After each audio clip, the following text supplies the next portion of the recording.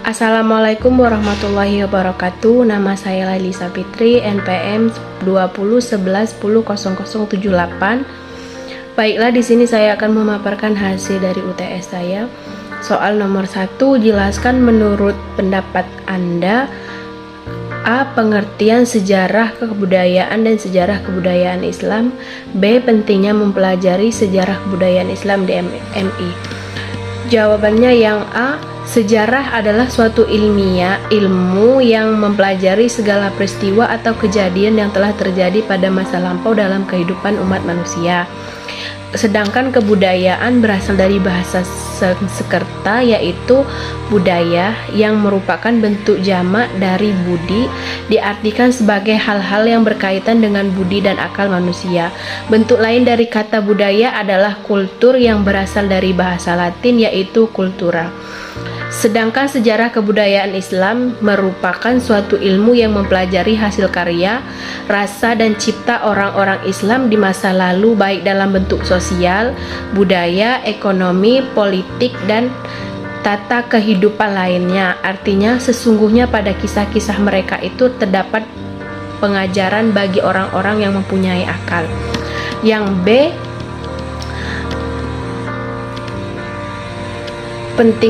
pentingnya mempelajari sejarah kebudayaan Islam di MI itu pertama, membangun kesadaran peserta didik tentang pentingnya mempelajari landasan ajaran, nilai-nilai dan norma-norma Islam yang telah dibangun oleh Rasulullah SAW dalam rangka mengembangkan kebudayaan dan peradaban Islam. Yang kedua, membangun kesadaran peserta didik tentang pentingnya waktu yang tepat, yang merupakan sebuah proses dari masa lalu, masa kini, dan masa depan. Ketiga, melatih daya kritis peserta untuk memahami fakta sejarah secara benar dengan didasarkan pada pendekatan ilmiah. Yang keempat, menumbuhkan apresiasi dan pengharapan peserta didik terhadap peninggalan sejarah Islam sebagai bukti peradaban umat Islam di masa lalu. Yang kelima, mengembangkan kemampuan peserta didik dalam mengambil ibrah dari peristiwa-peristiwa bersejarah atau Islam, meneladani tokoh-tokoh berprestasi dan meningkatkan dengan fenomena sosial, budaya, politik, iptek, dan seni lainnya untuk mengembangkan kebudayaan dan peradaban Islam. Yang nomor 2, ceritakan secara runtut keadaan bangsa Arab pra-Islam, dakwah Nabi periode Mekah, serta dakwah Nabi periode Madinah.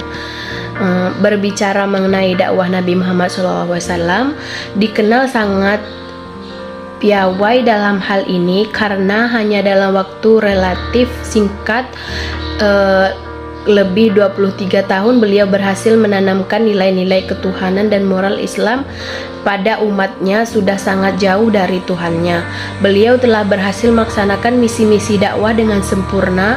Dengan perjuangan, ketabahan, dan semangat keras, beliau melaksanakan amanah yang diberikan Allah Subhanahu wa Ta'ala. Adapun proses dakwah yang dilakukan Nabi Shallallahu Alaihi Wasallam dapat dibagi menjadi 2 periode, yaitu periode Mekah dan Madinah. Pada periode Mekah, Rasulullah Shallallahu Alaihi Wasallam lebih fokus pada penanaman nilai-nilai akidah atau tauhid, sedangkan periode Madinah lebih banyak menyampaikan hal-hal berkaitan dengan muamalah atau urusan dunia dan ibadah. Dari penelitian tersebut akan disimpulkan rumusan masalahnya, yaitu bagaimana kegiatan yang dilakukan Rasulullah SAW mengajak masyarakat Mekah dan Madinah agar beriman kepada Allah Subhanahu wa Ta'ala dan Rasulnya.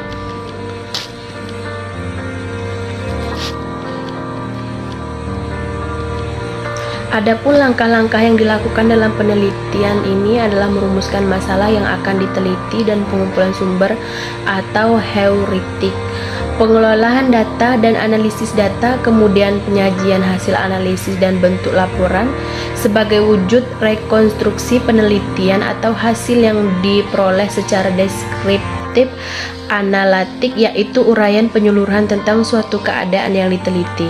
Dari penelitian ini dapat ditarik kesimpulan bahwa Rasulullah SAW dalam berdakwah tidak hanya sebagai pembuat rencana dakwah, namun ikut menjadi pelaksana rencana tersebut, maka aplikasinya dapat diketahui kelemahan dan kekurangannya.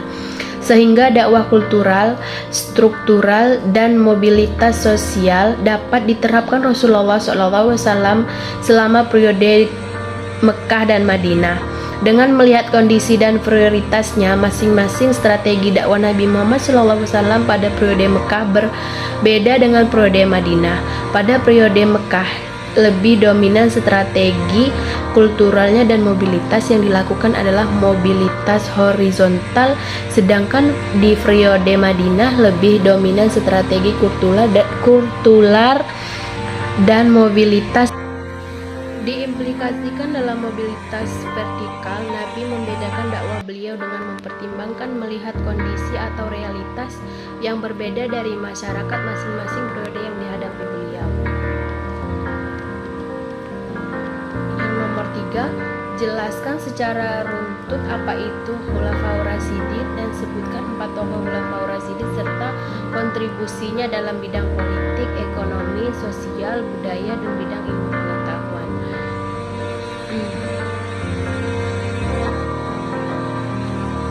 Khulafaur Rasyidin adalah khalifah Islam yang berdiri setelah meninggalnya Nabi Muhammad SAW pada tahun 632 Masehi atau 11 Hijriah.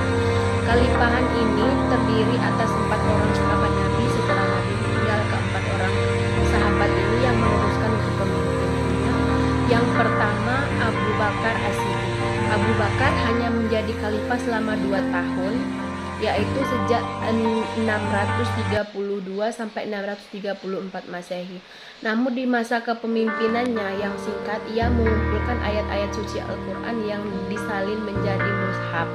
Masa kekhalifahan Abu Bakar As-Siddiq menjadikan ayat Quran dan As-Sunnah sebagai hukum.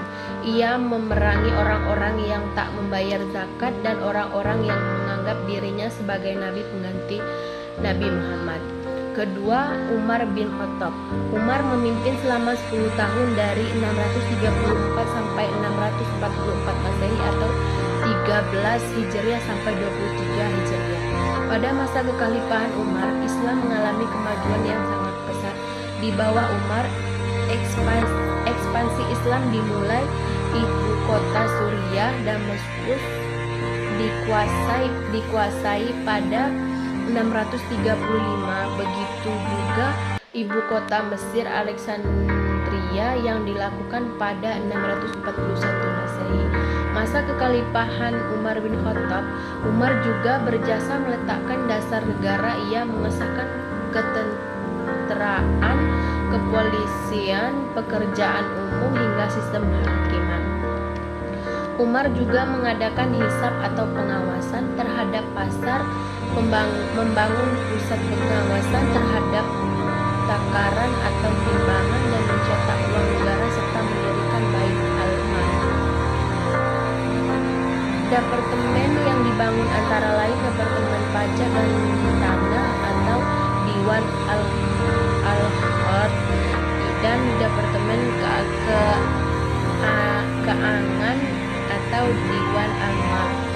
Kepada kelompok non-muslim, Umar memberikan kemerdekaan beragama. Peninggalan Umar yang abadi yakni sistem kalender Islam atau Almanak Hijriyah. Sistem ini mengawali tahun di tanggal 1 Muharram mulai dihitung saat peristiwa Hijriyah. Keempat,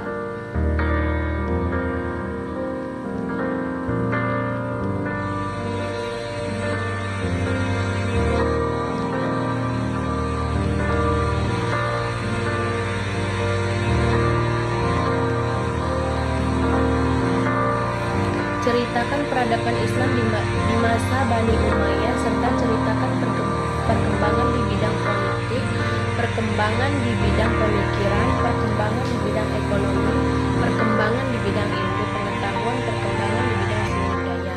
Di bidang pemikiran, Daulah Umayyah berasal dari Umayyah bin Abdi Syam Ibnu Abdi Manaf, merupakan salah satu pemimpin kabilah Quraisy di zaman jahiliyah, Umayyah sering bersaing dengan pamannya yang bernama Hasim bin Abdi Manaf untuk merebut pimpinan dan kehormatan dalam masyarakat bangsanya. Pada saat memasuki masa kekuasaan Muawiyah yang penguasanya Bani Umayyah awal mengubah pemerintahan yang bersifat demokratis menjadi kerajaan turun-temurun atau monarki hereditaris. Kedaulatan Bani Umayyah dimulai sejak masa kekuasaan Gubernur Syam yang pada waktu itu tampil sebagai penguasa Islam yang kuat pasca wafat Ali bin Abi Thalib.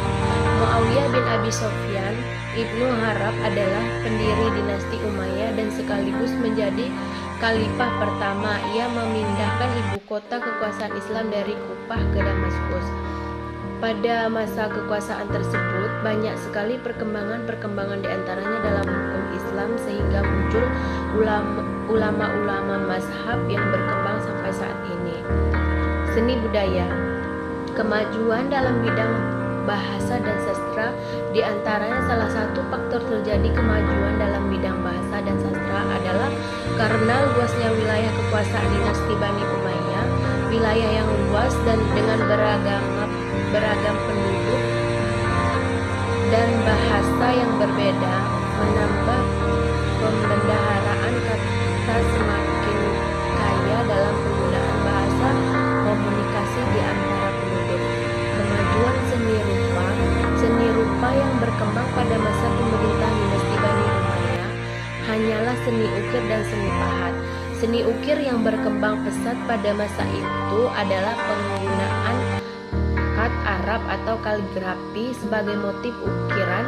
Banyak ayat Al-Quran, hadis Nabi dan rangkuman syair yang dipahat dan diukir pada tembok, bangunan masjid, istana, dan gedung-gedung. Di antara kemajuan dalam bidang ini dapat dilihat pada dinding Kusir Amrah, istana Munil Amrah, seni bangunan dan seni arsitektur. Para penguasa dinasti Bani Umayyah tidak hanya mampu menjalankan pemerintahan dan persoalan-persoalan politik militer, mereka juga memiliki cita rasa seni yang tinggi, terutama cita rasa dalam seni bangunan. Oleh karena itu, banyak penguasa dinasti Bani Umayyah mahir dalam seni arsitektur. Perekonomian Islam pada masa dinasti Umayyah mengalami kemajuan yang berbagai kebijakan seperti lembaga-lembaga pemerintahan yang independen sehingga memudahkan hubungan antara mereka tanpa intervensi dari kekuatan lain. Menjadi Cordova sebagai pusat bisnis dan ilmu pengetahuan, reformasi agraria dan pembukaan pasar khusus, menjalin hubungan humoris, penguasaan pengusaha dan ulama, serta peningkatan bidang perindustrian dan kelautan. Sedangkan kemunduran ekonomi dinasti Umayyah di Andalusia banyak dilatar belakangi kepemimpinan yang tidak berintegritas, kehadiran kelas sosial baru yang sering mengganggu aktivitas ekonomi, dan sikap diskriminatif terhadap golongan tertentu seperti Barbar, Nasrani, dan Yahudi, serta mengembaskan kaum Arab. Kemajuan ilmu pengetahuan dinasti Umayyah. Kemajuan di bidang ilmu pengetahuan yaitu ilmu agama seperti Al-Quran, hadis, dan fikih.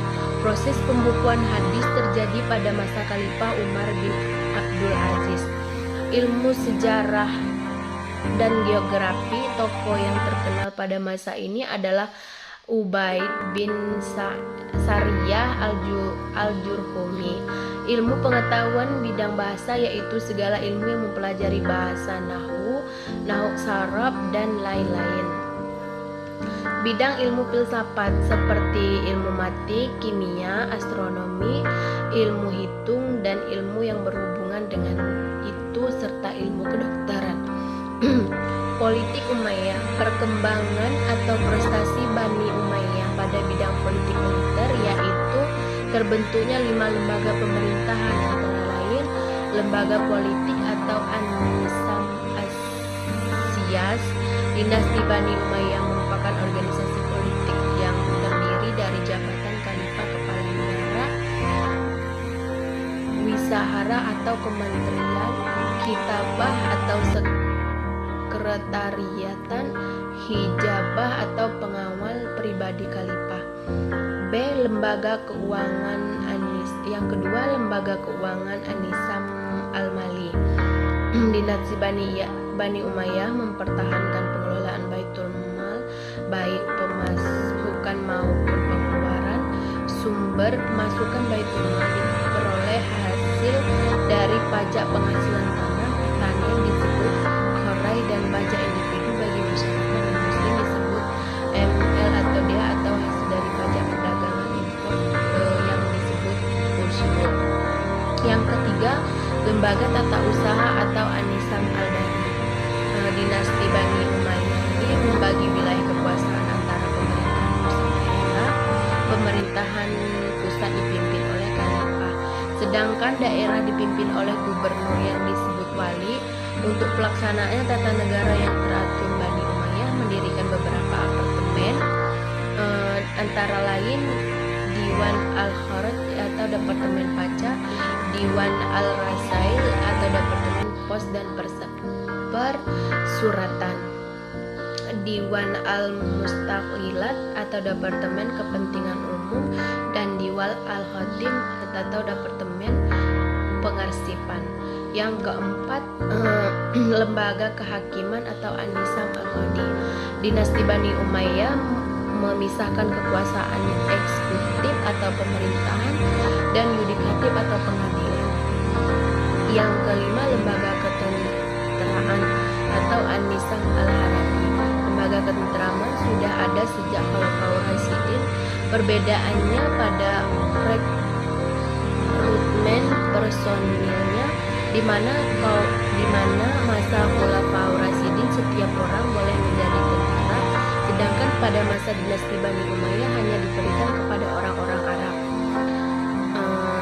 Yang kelima, ceritakan peradaban Islam di masa Bani Abbasiyah, serta ceritakan perkembangan di bidang politik, perkembangan di bidang pemikiran, perkembangan di bidang ekonomi, perkembangan di bidang ilmu pengetahuan, dan perkembangan bidang seni budaya. Di perkembangan di bidang politik, sistem politik yang dijalankan oleh Daulah Bani Umayyah antara lain, para khalifah tetap dari Arab. Yang kedua, kota Baghdad ditetapkan sebagai ibu kota negara, menjadi pusat kegiatan politik, ekonomi, dan budaya. Ketiga, kebebasan berpikir dan berpendapat mendapat porsi yang tinggi. Yang keempat, ilmu pengetahuan dianggap sebagai sesuatu yang sangat penting dan mulia. Yang kelima, para pemateri turun Persia diberi kekuasaan penuh untuk menjalankan tugas dalam pemerintahan. Dalam pemikiran Abbas, dalam sejarah perkembangan pemikiran Islam, pada mulanya tumbuh dan berkembang pemikiran rasional, namun kemudian berkembang pula pola pemikiran tradisional, yaitu pola pemahaman yang mengandalkan pemahaman para ulama masa lalu untuk menghadapi permasalahan-permasalahan yang dihadapi pada masanya. Yang ketiga, sektor-sektor perekonomian yang dikembangkan meliputi: 1. Sektor pertanian, 2. Sektor perindustrian, yang ketiga sektor perdagangan. Di dalam ilmu pengetahuan ini, Abbasiyah yang pertama filsafat diartikan sebagai pengetahuan yang penyidikan dengan akal budi mengenai segala hakikat yang ada. Sebab asal hukumnya filsafat itu bermacam-macam, seperti filsafat ketuhanan, filsafat alam, filsafat Islam. Filsafat Islam adalah pengetahuan yang menyediakan dengan akal budi mengenai segala hakikat yang ada. Sebab asal hukumnya dan ketentuannya berdasarkan Al-Quran, Al-Hadis. Adapun tokoh filsafat Islam antara lain sebagai berikut. Yang pertama, Abu Ishaq Al-Kindi. Kedua, Abu Nasr Al-Farabi.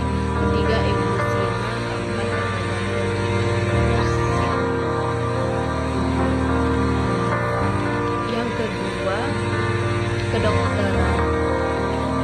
Dokter terkenal pada dinasti Abbasiyah antara lain sebagai yang pertama Hunayn ibnu Ishaq, terkenal sebagai dokter yang ahli di bidang penyakit mata.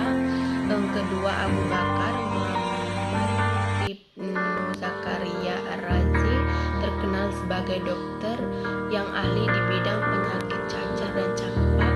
Yang ketiga Ibnu Sina, seorang dokter di istana Amir Nuh ibnu Ansur di Bukhara.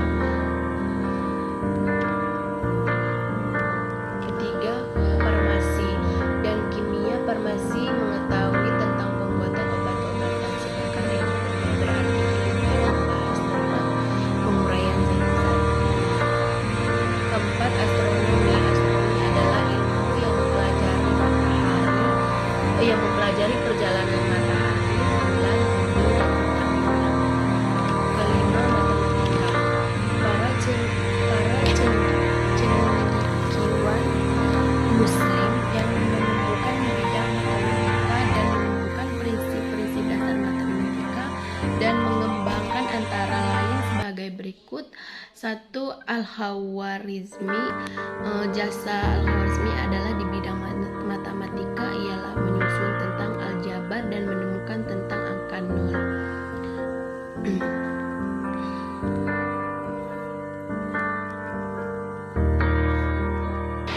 Yang keenam, sejarah. Para cendekiawan Muslim yang ahli dalam bidang sejarah dan hidup pada masa dinasti Abbasiyah antara lain Al-Waqidi atau wafat pada 207 Hijriah, Ibnu Jarir At-Tabir wafat pada 210 Hijriah, Maskawihi wafat pada 421 Hijriah, dan Ibnu Hasim wafat pada 463 Hijriah.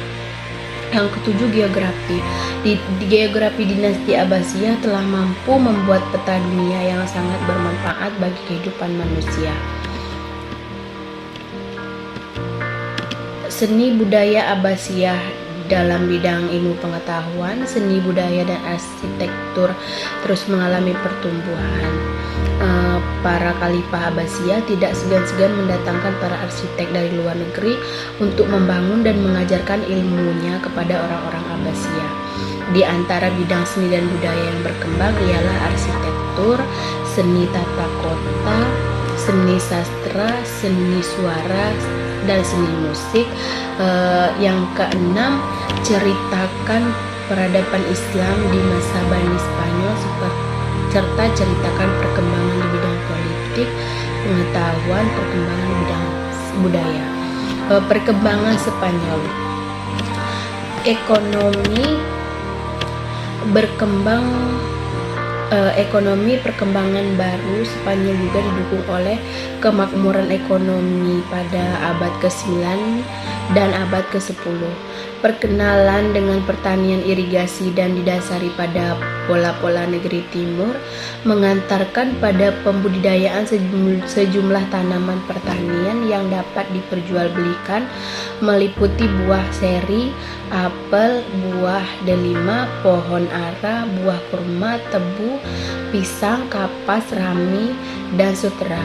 Beberapa seperti Seville dan Cordova mengalami kemakmuran lantaran melimpahnya produksi pertanian dan perdagangan internasional atau Al-Libas dan Khotimah pada tahun 2013.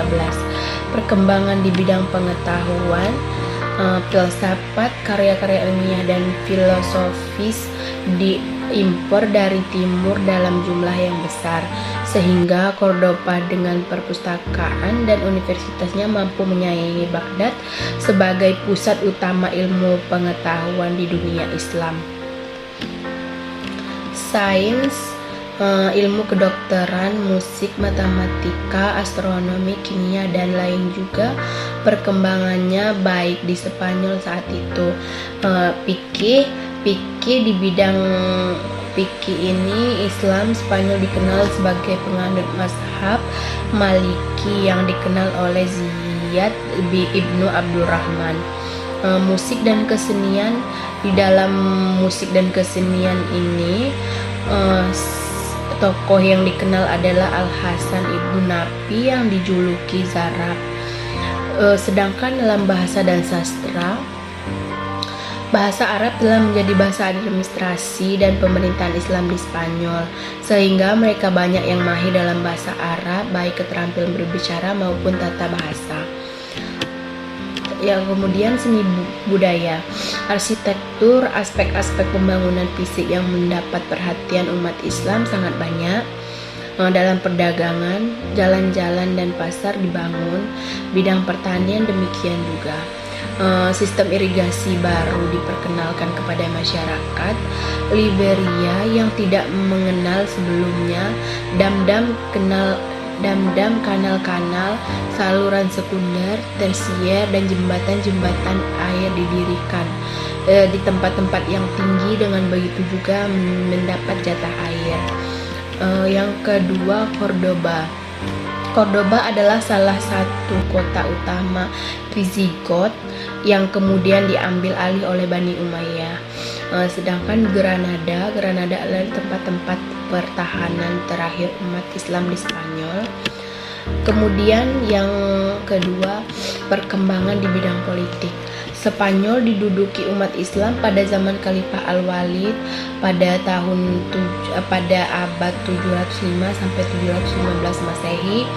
Salah seorang khalifah dari Bani Umayyah yang berpusat di Damaskus. Dalam proses ini, khalifah dari Bani Umayyah yang berpusat di Damaskus. Dalam proses ini, penaklukannya Spanyol terhadap 3 orang, yaitu dapat dikatakan paling berjasa. Mereka adalah Tariq bin Malik, Tariq bin Ziyad, dan Musa bin Nusair. Di bidang pemikiran, Spanyol merupakan tempat yang paling utama bagi Eropa menyerap peradaban Islam, baik dalam bentuk hubungan politik, sosial, maupun perekonomian dan peradaban atau negara. Cukup, terima kasih. Apabila ada kesalahan saya mohon maaf. Wassalamualaikum warahmatullahi wabarakatuh.